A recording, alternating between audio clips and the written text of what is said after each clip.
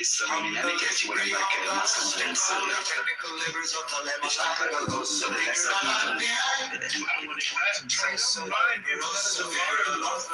When we have now Al-Qaeda, you know, the one that did the Twin Towers, the same ones now control Syria, man. I'm pretty sure they don't control Syria. It's not the same people. Hello? Yeah, I mean, it is the same group. It is the same group. Hold on, one mic on each side. The corpse of Osama bin Laden that we dumped into an ocean. One mic on Mixed. Can you elaborate more on that, Mixed, please? We found the man responsible for 9/11. We killed him. We took his offices. We found his associates.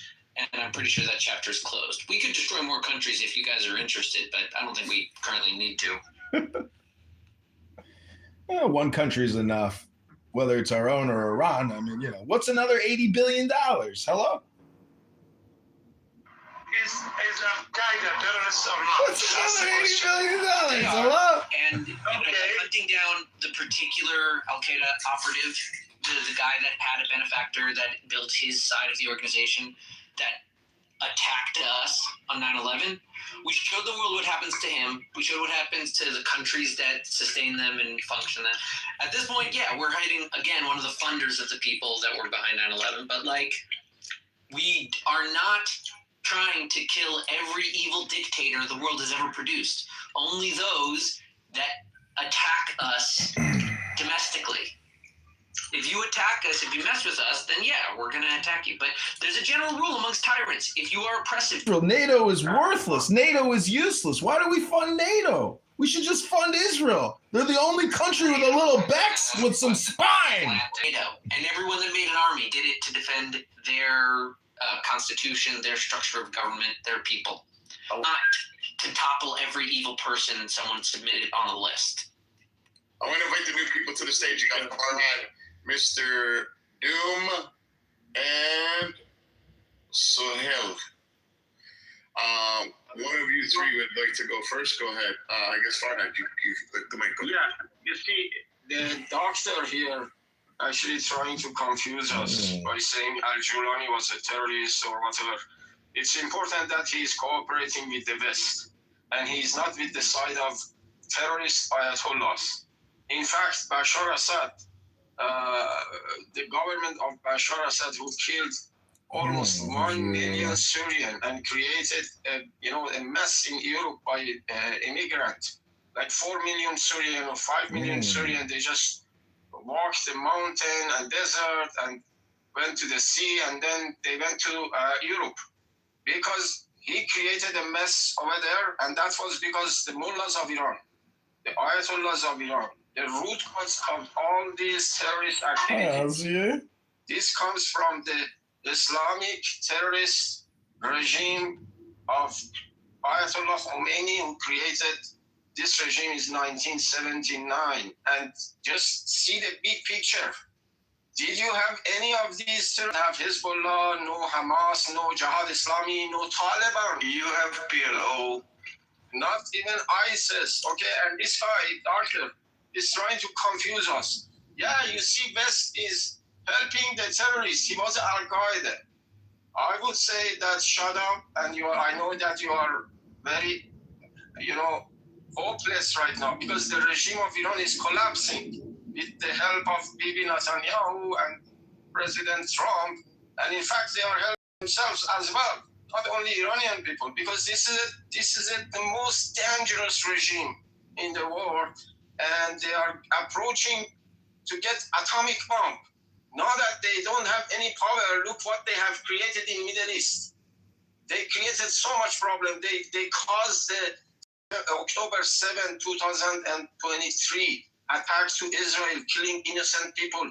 This was with the order of that Khamenei, the leader of this terrorist regime. Hamas has no power to do it by himself. The order came from Ayatollah Khamenei, who is not dead. Happily, he is dead. And this regime is going to be dead soon entirely. And some people, they come all over these internets because they want to confuse you with so many different things. No. story is that this regime finish, all these terrorist Islamics will be finished. Thank you, Farhad. Don't leave. Stick around. There's free hors d'oeuvres. Also, I see a lot of you guys have red tickets in your PTRs. Please click the top of the room where it says Guerrilla Warfare Beatdown. Click on that. It says join room. Please join. There'll be drinks, alcoholic beverages for the vegan dish. Guys, please. No vegan dish. Oh, there's vegan meals for Daniel and friends. Also, there's a section at the very bottom of the stage, and if you misbehave on stage, you can go down there and get fucked. So please behave and be respectful. I'm going down then. You can get fucked here too? Please, I need you. Don't go down yet. Okay, I'd like to pass the mic. You can get fucked here too? I'm not going to interrupt. I want to pass the mic like a fucking hot potato. When people are spending like so many good points, the problem is ADHD kicks in. People lose attention. They leave the room. Let's get the room going. Pumping. Nice. Mr. Boom. Mike's Oh, on there's you. someone cute in the audience. Maybe can come. Mr. Raji. He was up. Somebody moved him down. He was up and then he's going not down. too bad. He went down. You don't need to go down until we tell you. He's here. He's here. Yeah, my zipper's still done up, Mr. Raji. Come back up. I'll tell you when to go down. Where is it? Oh, I want to understand. Mr. Boom, you got You're like, yeah, Oh, thank you. fuck. I'm for the record, I'm Muslim, and so I was listening to what some of you were saying. You know, unfortunately, in human history, human beings have made extreme examples of their faith or whatever. So with that being said, you know, anybody can manipulate their faith and say like, hey, you know, this is because Allah said, you know, we got to spread Islam, this or that. That's not according to our faith. But I'm not trying to do a no true Scotsman fallacy here. What I'm saying is that for what I know is that the groups like ISIS, you know, and things like that, I don't agree with that. I don't agree with that. As far as what's going on with Iran, I'm not too knowledgeable of that because I've been looking at the book because I've been in school. What I will say this is that extremism can happen in any religion, you know, regardless. I mean, you have let's say Jewish settlers. I've had a friend kicked out of his house, and his family has lived on that land for years. And what happens is This is the best part of the show. One second, let me finish. I would like to. I'm not a Palestinian. I'm not a Palestinian. I know, sir. I'm not attacking you. I'm not attacking when you're going to make a claim. I would like you to prove your claim, and I'm going to have Daniel ask you. Okay, I want to like finish first. Mr.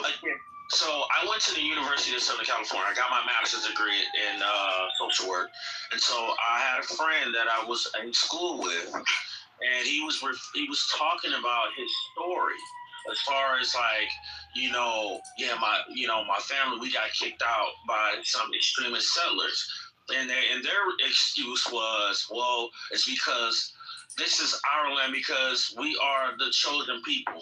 Now, he could be lying to me. He could have been doing that. But when I saw the tears in his eyes, why would you even tell me a lie and you started crying? You know what I'm saying? So I believed him, yeah.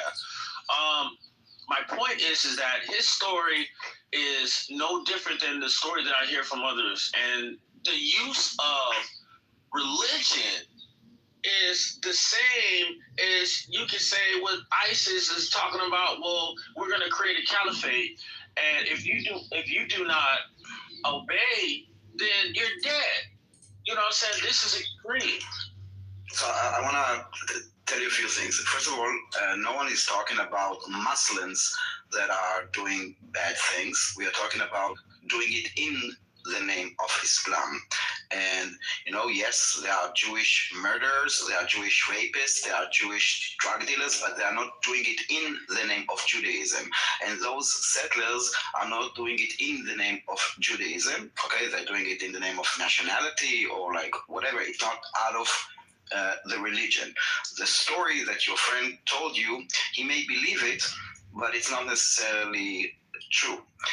And if you would look, you would see, if you would ask, like, I don't know, whatever AI you're using, ask him to list you the list of the top 100 terror organizations active in the world today and their religious affiliation, you will see that you will not find a single Jewish organization, and about 99% of them will be Islamic. And the third thing that I want to say is, we are 16 million Jews around the world, and in almost every pro-Palestinian demonstration that we have in the world, you will see like a few useful Jews holding a sign saying "not in our name" and whatever. This is like Zionism is not Judaism, yada yada yada. Let me ask you this: where are the 10 Muslims, not 10,000, not 1,000, not 100, 10 Muslims that will go on the street of London or Paris or New York and will say what Hamas did is not in our name? Why is there silence, complete silence, whenever your religion is being used over and over and over and over again to do the most radical shit on the planet? That is the difference. I'm not talking about, again, someone that is Muslim that is doing a crime. I'm saying those that are wearing the banner of Islam as an excuse, as the reason that they are committing those crimes in the name of Islam. And that, my friend, we don't see in other religions. And if we're honest, I really want to respond to that. So I think you didn't hear what I said. People manipulate religion for their own gain. For example, and I'm gonna bring this back to the Palestinian situation. If I live in an apartment, I don't have a college education. I just got 3 kids. I just have and I'm living in Palestine, and I'm going to work or whatever. Someone firebombs my apartment, and my kids are in the rubble, and I dig my 3 kids out, and let's say they're dead, and it's like, wow. And the let's say the prime minister of Israel says, well, there's collateral damage because we thought that Hamas was hiding ammunition or whatever. How do you think I'm going to feel? And it has nothing to do with religion, though. All it takes is a religious leader to say, hey, you know what? How you can get back at them? Because it's for the sake of Allah. And so... Yeah, but this is happening only in Islam. This is what I'm trying to tell you. This is happening only in Islam. No.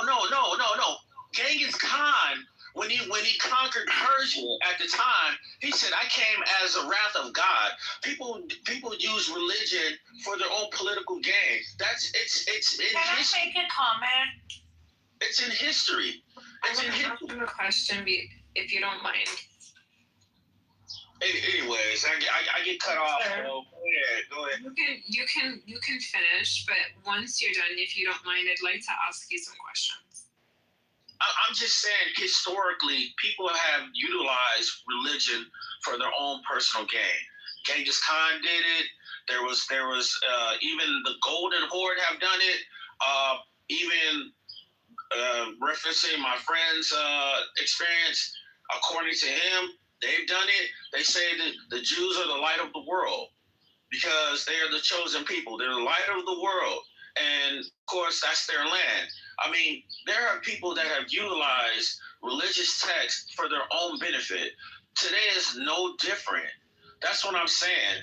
Extremism is not a religious thing. It's a people thing. It's a community thing. It's an organization thing.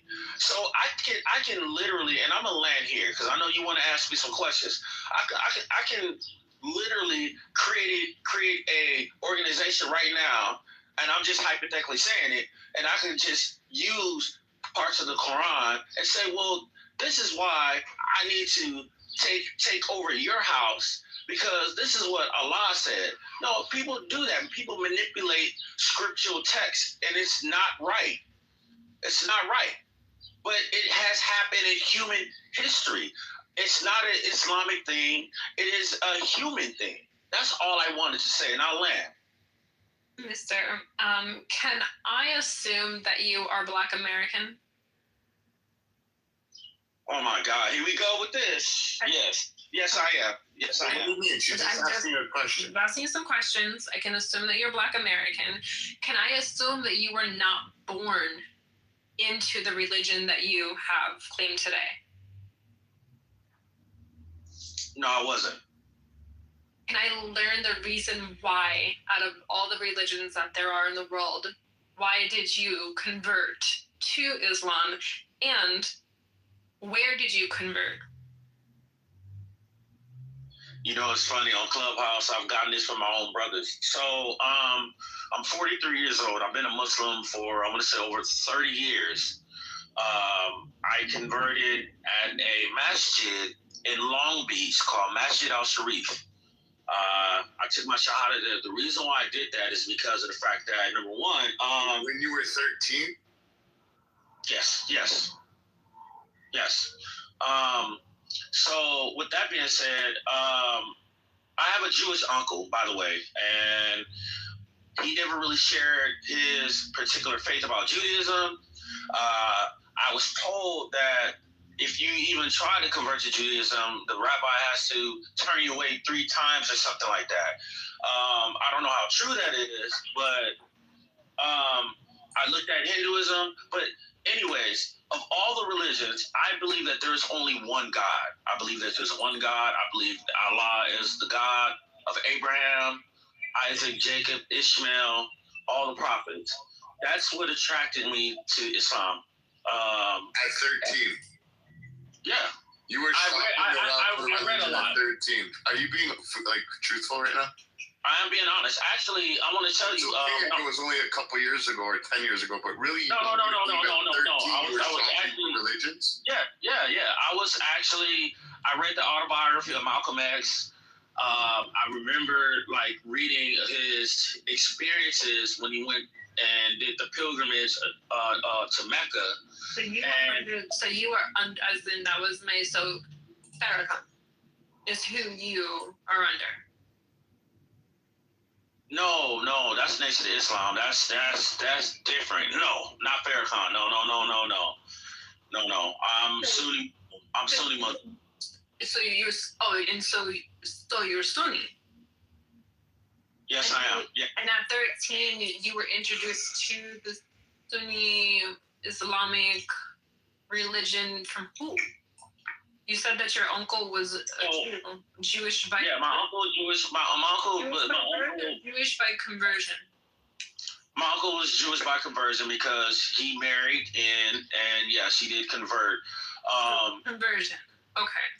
Yeah. So, but I chose a different path, not because I wasn't attracted to Judaism, because Judaism and Islam have parallel beliefs. But what I'm saying is that, I mean, when we're talking about the oneness of God, yeah. But what I'm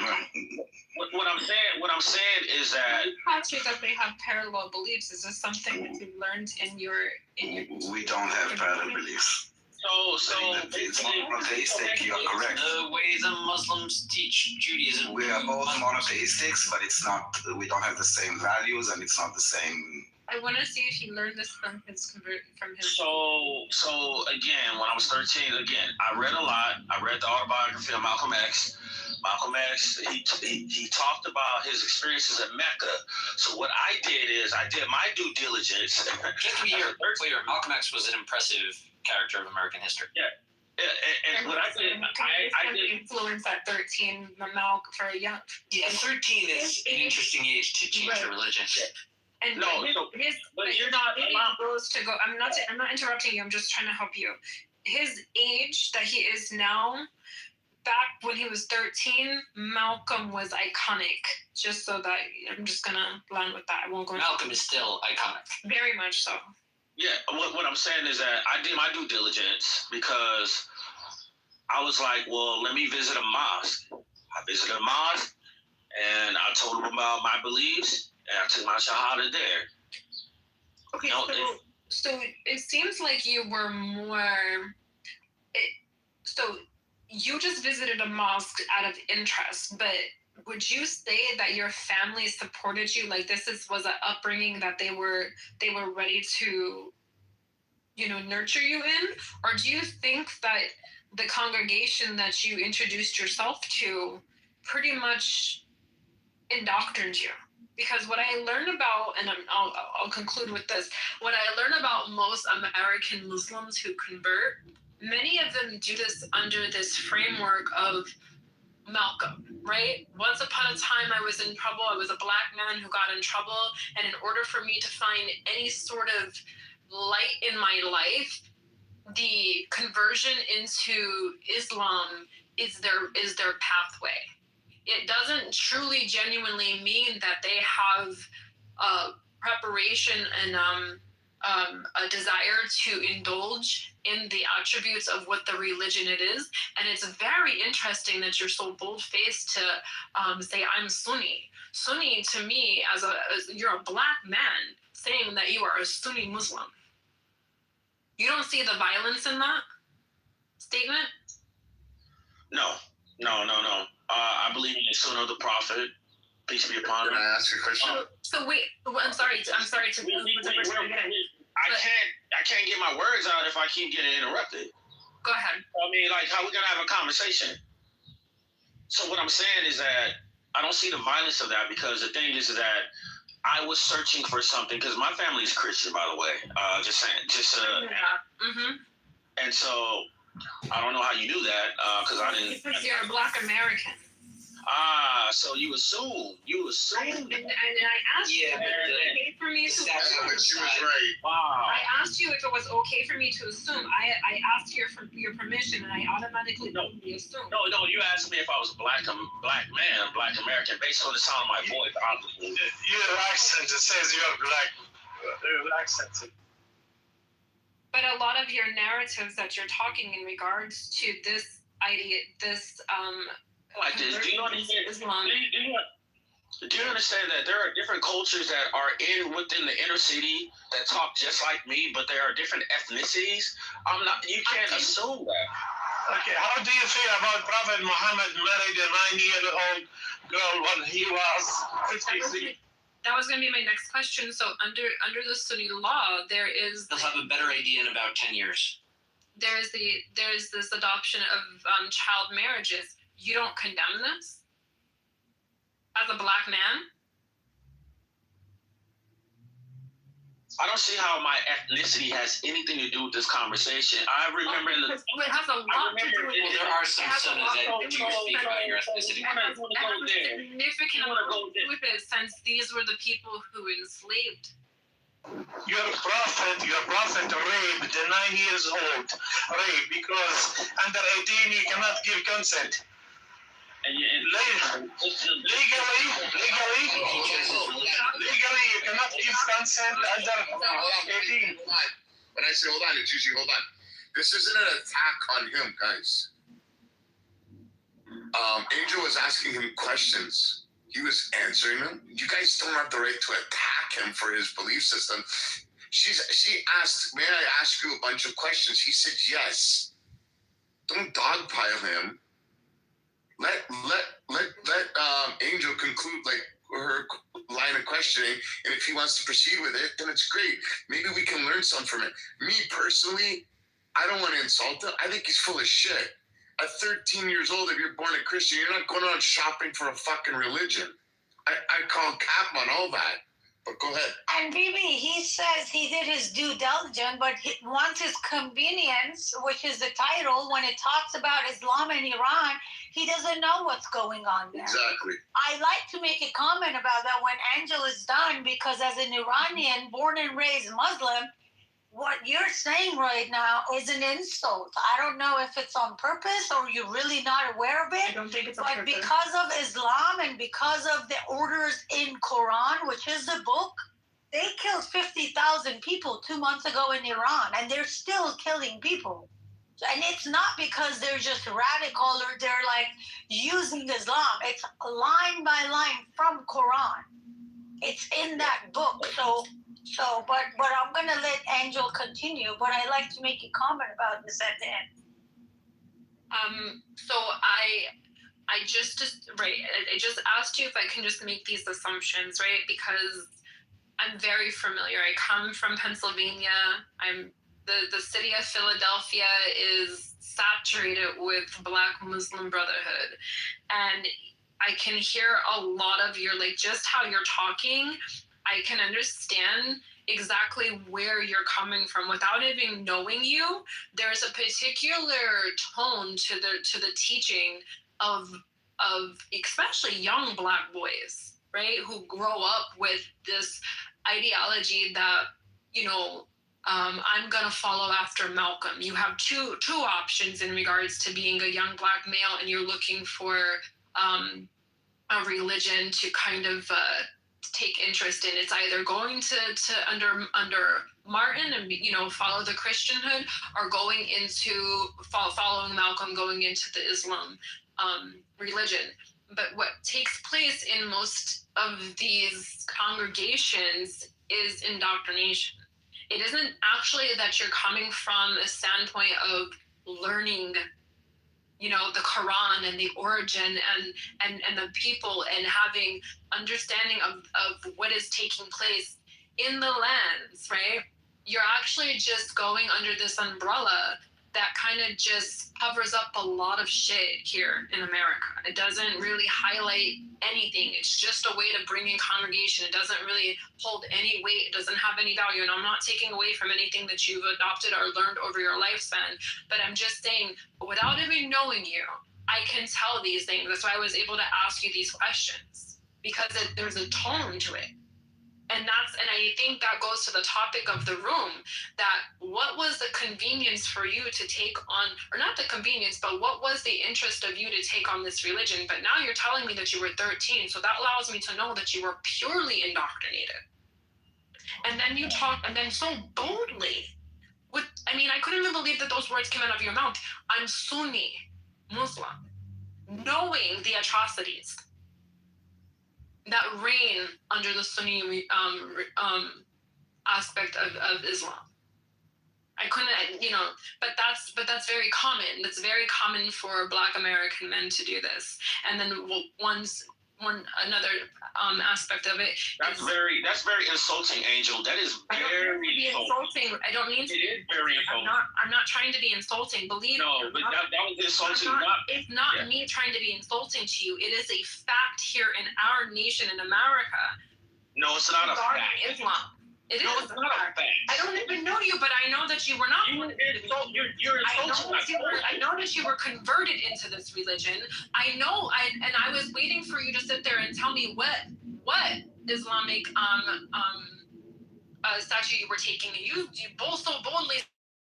So my confusion is knowing that these Sunnis had a very heavy hand in participation during the transatlantic slave trade. How are you so boldly in 2026 just up off your chest saying that I'm Sunni Muslim? It doesn't look like you've done your due diligence like you've claimed to.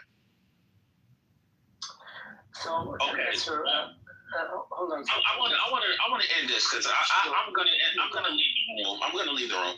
I just want to end this. So first off, don't ever insult my culture. So Malcolm X was not the reason why I converted to Islam.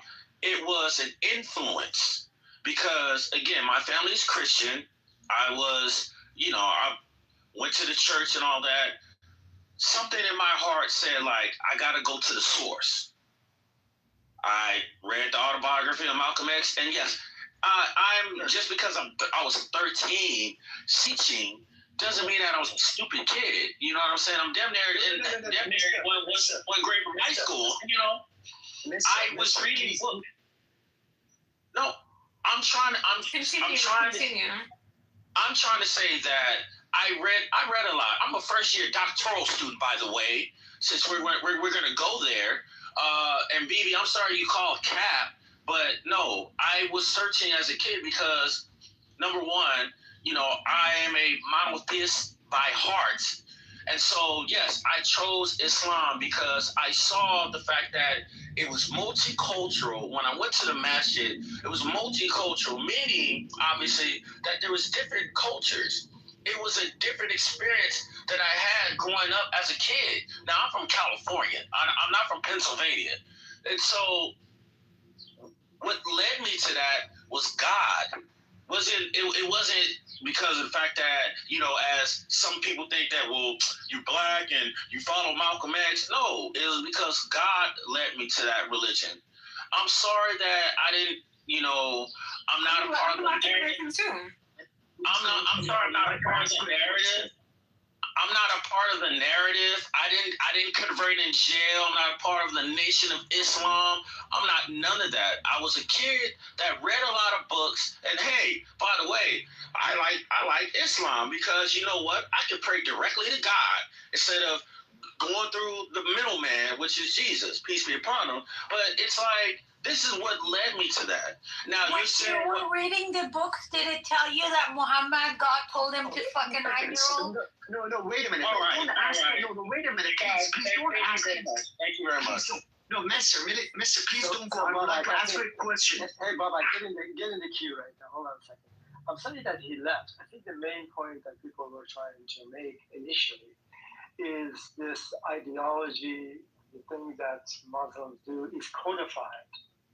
No, Ali, he was a dishonest person. Well, I don't know. He was a dishonest person. You are just talking on his behalf, assuming you know what he meant. Sarah, you have no idea what I'm going to talk about. Just hold on. Whether I have an idea or not. Okay, were you even in the room during his entire conversation, or you just jump on the stage? No, I heard him. You may say something interesting. Yeah, sure. Hold on just 1 second, Sarah. So here's, okay, I lost it. The point that people wanted to educate this man who left is that these ideas are some of the menacing ideas in Islamic ideology is codified in their books. If you have a Jew that does something wrong, or maybe a Christian, actually is not necessarily following the teaching of faith Christianity or Judaism. So that was kind of the main point that he did not understand. For example, when there are the ideologies that they are embedded totally, entirely in the Islamic ideology, is for example the world domination, either through the Quran itself directly or indirectly through the Hadith, the teaching of Muhammad and so on. The thing is like there are two worlds, Islamic ideology, the world of Dar Kafir or Dar Islam. The two worlds, two separate worlds, but one is a good one, Dar Islam, and the other one is a bad one. And then it comes the concept of jihad, which is the struggle. It's a responsibility of a Muslim to have the concept of jihad, which could be internal jihad, struggling against the sin, against the influence of Satan and the rest of it. And then you have an external jihad, which you have a responsibility to fight for Islam against the non-Islamic ideology. And the last one, which is a big one, a big claim, that this religion claims that have a solution for the entire, all domains and realms of activities of the human, all the way from the relationship to the politics to inheritance and the rest of it. And so these are codified in the book, the Quran itself, and putting aside other menacing ideas such as Sharia laws, child marriages, concept of fatwas, and terrorist activities throughout the world. So that is a distinction that I think people were trying to make, Daniel and others, and BB perhaps, that these things are codified in Quran directly and by extension in the Hadith. And you don't find these ideologies in the New Testament, the Old Testament, in terms of teaching people to do things in a way that is destructive. Anyway, that's all I wanted to say. Thank you, Ollie. Yulia, J-Lo, Serendipity. I made you guys PTRs. Go ahead. Who's saying BB? I just wanted to conclude with this. Was the only reason why I was inquiring, whether or not he converted, whether or not he was born into the religion, when his conversion took place, because obviously we all heard that he was a black man. Maybe I just did. I know people are like, oh, you can't tell race by, someone's voice. Well, that's why I assumed. I just inquired. But it's very interesting when we have these conversations with those who have claimed the Islamic religion, who are Black Americans. I always inquire, well, the Sunni Muslims were participants in the slave trade. So I'm just trying to figure out what you were taught, right? Like what you were taught that made you believe that this was something that was okay to convert to. And that's where I was trying to get at. And then I don't know who was jumping in and throwing, the commentary in regards to the Muslim or the Prophet raping, little girls. But that's what steered them away. I just wanted to kind of get to that piece, but I'll conclude on that. I am the one who jumped and said about marriage. Yeah. Okay. I would like to say something, please. Maybe can I? I really would like to go back to your topic. That is the relation between Islam, problem, Iran, means that among these things, Islam, problem, Iran.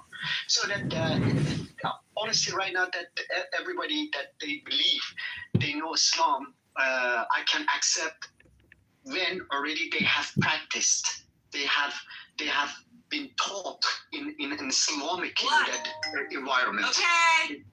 Okay. Yeah. Generally, when you don't practice, when you don't live among Muslim people or I don't know any religion, so it is very tough. That for example, I've read Quran and I am a Muslim. Of course, it's very simple to say, but this is not the things that I want to talk about. It. I really would like to go back to the topic, because that if you ask me that about Islam, I know a lot of things, that, and because I was born in an Islamic country, I was taught, and I just that I read a lot of books, I practiced. And I saw a lot of things. For example, Sarah, as mentioned, that pointed out good things about that. For example, what happened 2 months or 3 months ago that in Iran. But anyway, let's go back to the root. The main problem already we have in Iran, not in Iran, in the region, that if I want to say that, is Islamic rules, not Islam. Because that Islam generally that it has, that its own, first of all, Islam believes or claims that I have everything for you. It doesn't matter what about your, about your life, about how to even, that fight, even how to judge, how to whatever that you think, that how to intercourse, how everything that you think, Islam claims that I have a solution for that. And if you follow this way, we call it Shariat. Shariat means that that Allah commands. Allah means something like 10 commands. Okay, so if you follow these commands, if you follow this way, so then I'm going to give you a guarantee that when you die, that in another life means that resurrection, then means that you have, because that in Islam they have already most of them, all of them, because we have a lot of branches.